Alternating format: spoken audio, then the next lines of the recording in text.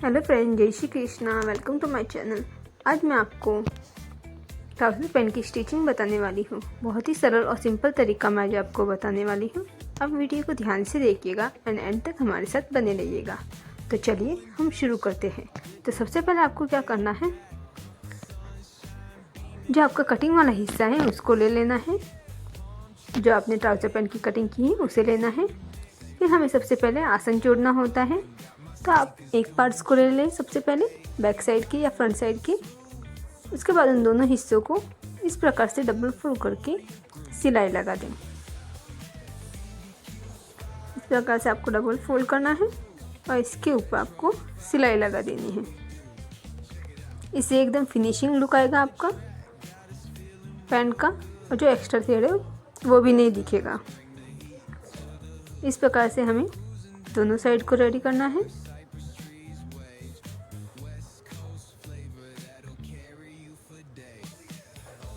Double fold करते हुए सिलाई लगाते हुए जाना है।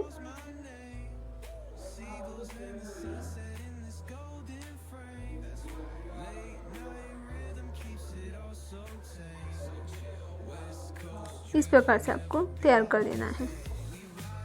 उसके बाद आपको क्या करना है, इस पार्ट को सीधा करना है और उसके ऊपर जो आपने फ्रंट साइड तैयार की थी उसको इसके ऊपर रखना है,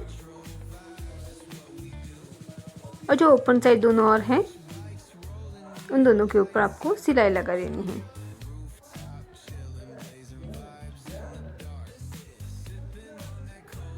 इस प्रकार से आपको सिलाई लगाते हुए जाना है।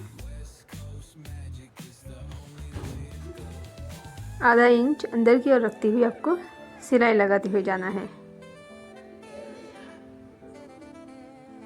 इस प्रकार से आपको दोनों साइड में इसी तरह से तैयार करना है। आपको आधा इंच अंदर की ओर लेते हुए आपको सिलाई लगानी है।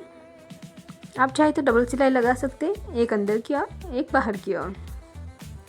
उसके बाद आपको करना है नीचे की बॉटम को तैयार।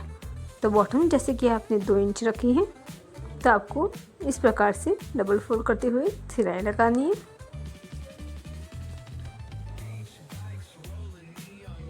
और 1 इंच की आपकी बॉटम तैयार हो जाएगी।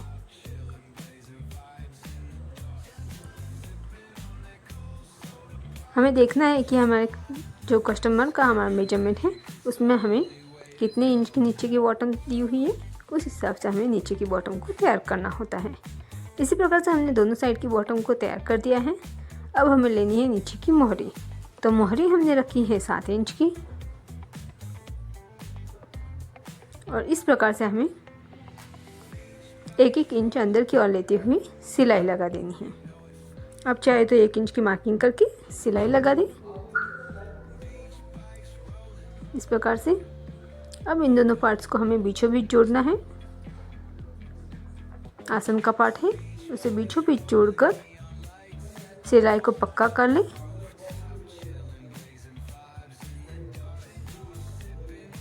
ताकि हमें उठने बैठने में प्रॉब्लम ना हो और बीच में हमें खिंचाव ना आए।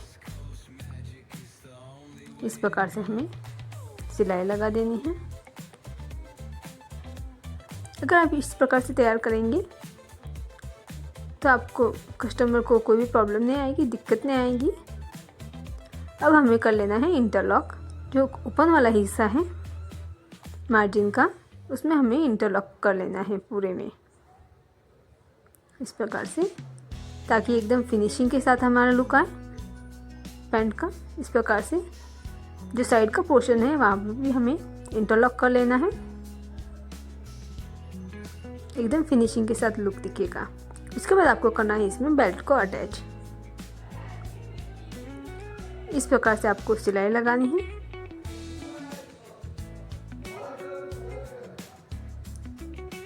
और बीच को पोर्शन को जोड़ देना है।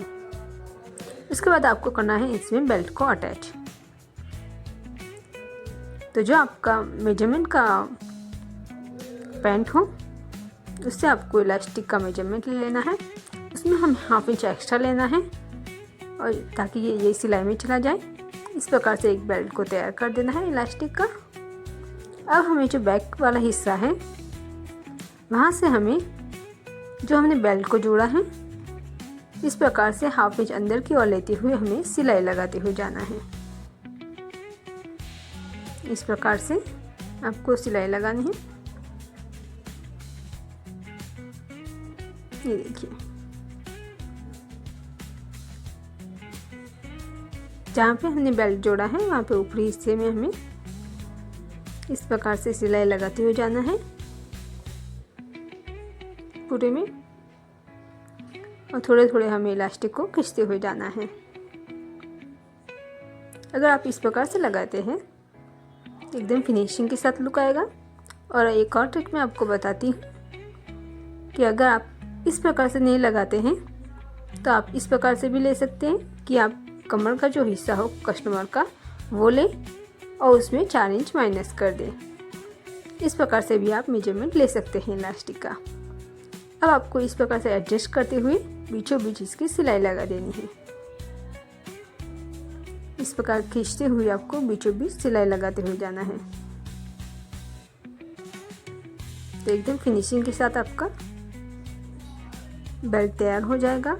ये देखिए, पूरा पैंट तैयार है आपका एकदम फिनिशिंग के साथ। अगर आपको वीडियो अच्छी लगी तो लाइक शेयर सब्सक्राइब ज़रूर कीजिएगा,